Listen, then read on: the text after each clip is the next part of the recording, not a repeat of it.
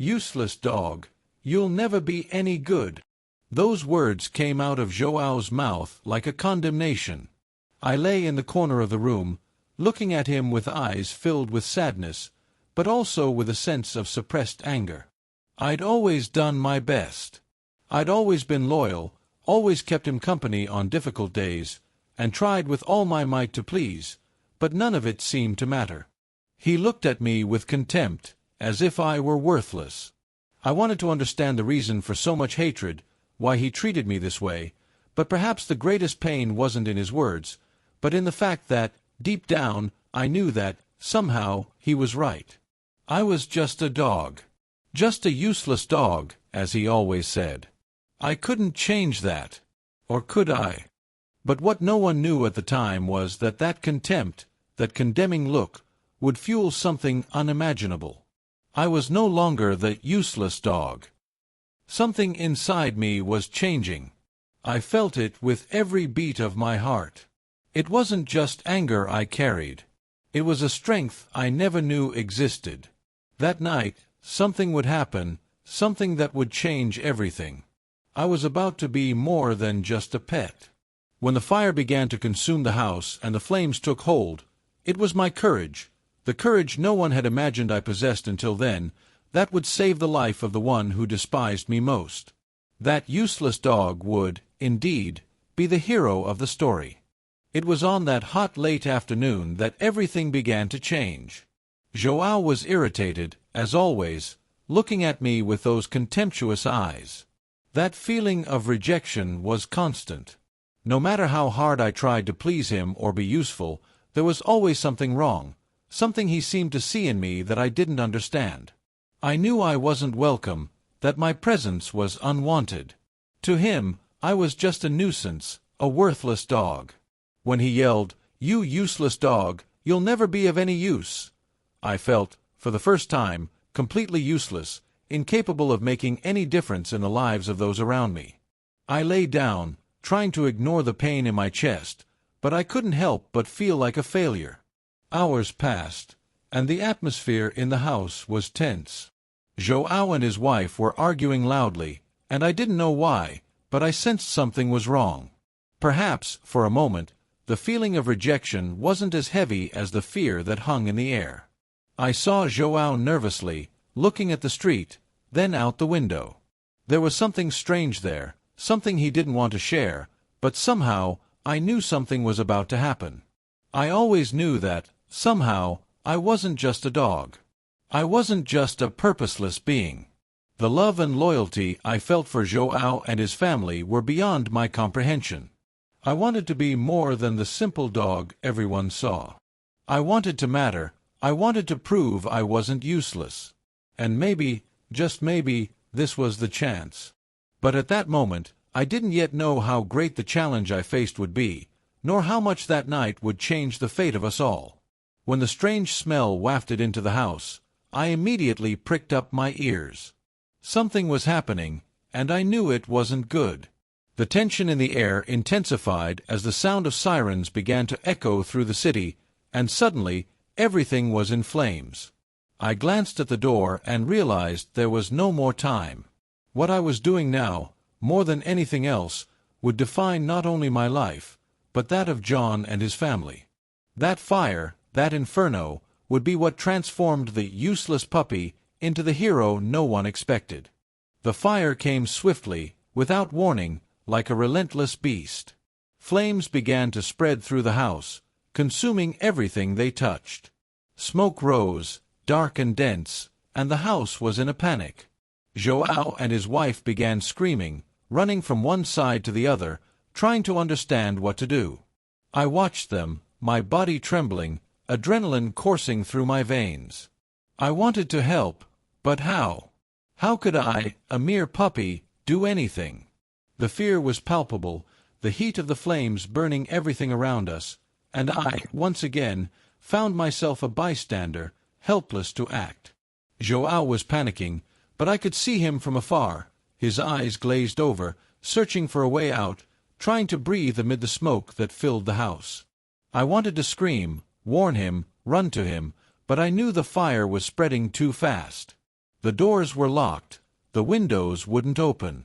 They were trapped. Everyone was trapped. And as the fire raged, I stood there, feeling helpless, powerless to help them, powerless to prove myself. Every scream from João, every hurried step, made my heart pound, but I knew there was nothing I could do. But as panic gripped everyone, something inside me was changing. Something I'd never known existed. A strange feeling, as if fear was no longer enough to paralyze me. I could no longer be that useless dog, the one who did nothing. I knew it was time to act. I just didn't know how. That's when I saw Max, the other dog in the house, running toward the side of the house, as if he knew what to do. He was acting with a certainty I didn't. He ran to an area where the house was more protected, where the flames hadn't yet reached. And in that moment, I knew what I had to do. If Max knew what to do, I also knew I could find a solution. I wouldn't be a bystander anymore. I would take control of the situation. It was no longer about who I was to João, but about who I needed to be in that moment. I began running through the house, searching for a way out. I knew the only way to save everyone was to act quickly. The smoke was getting worse. The doors were blocked. The fire was already beginning to engulf the hallway, but I felt a strength I'd never felt before. Max guided me, he ran ahead, and I followed, without hesitation, as if my body knew what to do, as if I'd already learned to be more than just a dog. I was something more now. Something necessary. Something that would be the key to saving everyone. The flames grew closer, and with each step, my instinct for survival and loyalty grew stronger. I would no longer be the useless dog, not when they needed me most. I was the only chance João and his wife had now. And, even though the pain of his words still burned in my chest, I knew this would be the chance to show my true worth. I couldn't stop. The house was disintegrating around me, and the heat from the flames was almost unbearable. I could hear João and his wife's screams, but I couldn't see them. The smoke was thick, and the flames moved too fast. I was scared, but I couldn't let fear control me.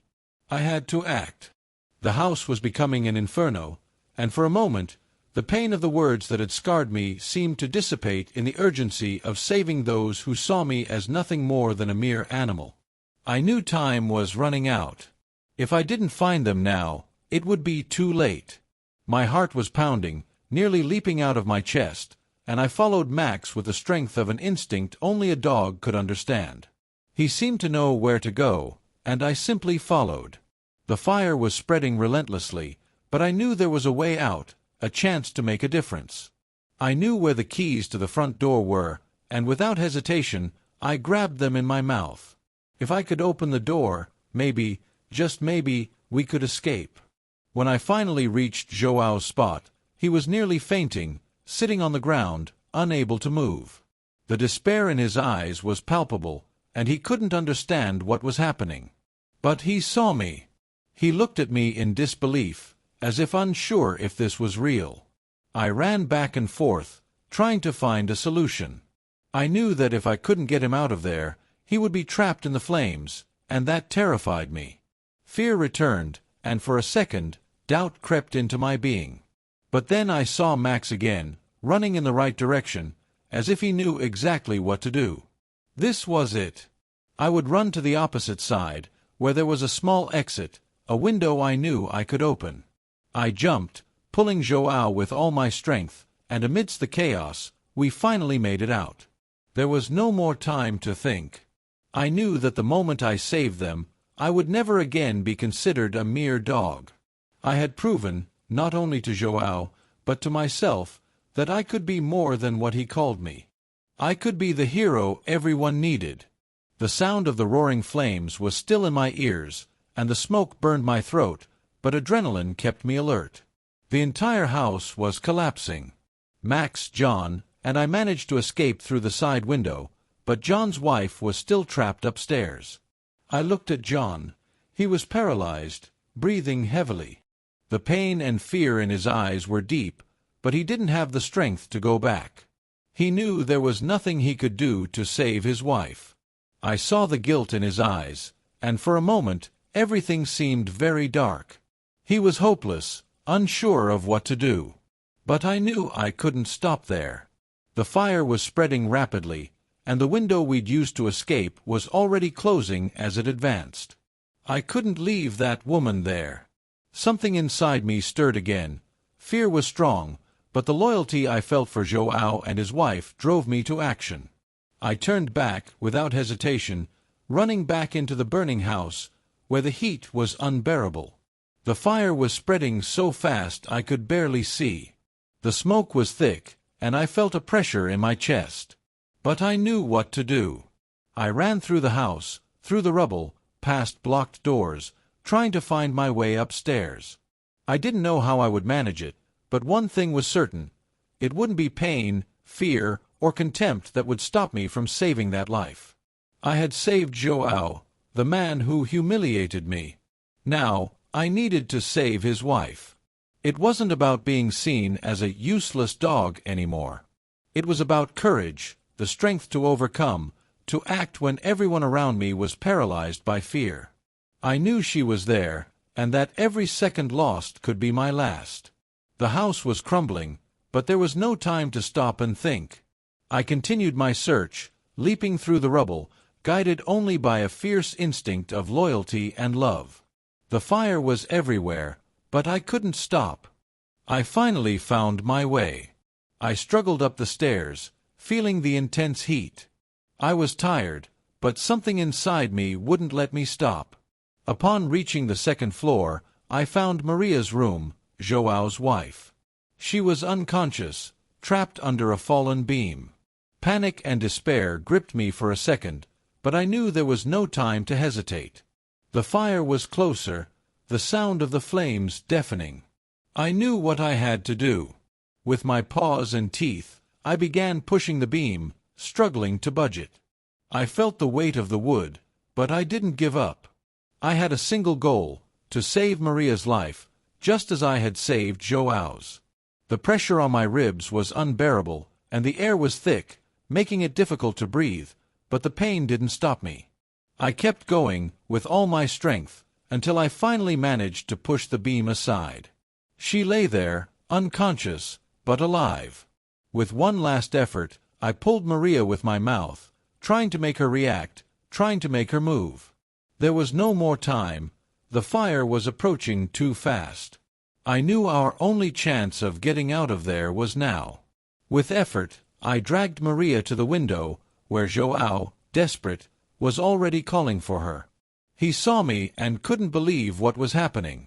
Never in his worst nightmares would he have imagined that it would be a useless dog who would save his wife. With my last bit of strength, I pushed Maria out the window, and João caught her. I was exhausted, but I couldn't stop. I jumped right away, trying to throw myself out of the burning house. The last thing I saw was João, his eyes brimming with tears, looking at me as if he were witnessing a miracle before his very eyes. He pulled me out of the house, and finally, we were all safe. We were out of danger, but the full impact of it all began to sink in only later. João, with his wife in his arms, looked at me, his eyes now filled with something I never imagined I'd see in him: gratitude. He'd never treated me this way before, and in that moment, he saw me as something he'd never imagined. He looked at me, and the words he spoke weren't dismissive. He wasn't a useless dog anymore. The words that came out of his mouth were, "I was wrong about you. You saved me. You saved my wife. You're not a useless dog. You're my hero." It was hard for me to grasp the weight of those words. I, who had always been seen as nothing, was now being treated as something valuable, like a hero. And, on some level, I knew that I had finally achieved what I had always sought: to be recognized, to be respected. Not for who I was, but for what I had done. I no longer needed to prove anything. I had already saved the lives of those who called me useless. I had already accomplished something great. And perhaps that was what mattered more than any negative words, any humiliation. I wasn't just a dog. I was a hero. When the aftermath of the fire had passed, and everyone was out of danger, I noticed João, still dazed, looking at me with a strange expression. He seemed shocked, but also with something else. Something that surprised me even more. He asked me, with a serious look in his eyes, "You knew what to do all along, didn't you?" I didn't understand right away. But then he continued, "I always knew there was something special about you. I always knew." I was confused. How could he know that? How could he have noticed something in me before I even realized how capable I was? João, his voice low, almost a whisper, said, "I knew you'd never be just a dog. You just needed a chance to prove yourself." That simple comment made me understand something very important. He no longer saw me as the useless dog. He saw me as an equal. And in that moment, I realized that true victory wasn't in being seen as a hero or not, but in being able to save lives and, in the end, transform even the coldest look into one of respect and gratitude. I wasn't a failure. I never had been. I learned that night that what truly defines who we are is not what others think of us, but what we are capable of doing in the most difficult moments. Loyalty, courage, unconditional love. These are the values that cannot be ignored. I, the useless puppy, proved to everyone, but above all to myself, that we are all capable of more than we imagine. Because, in the end, saving a life is saving an entire world.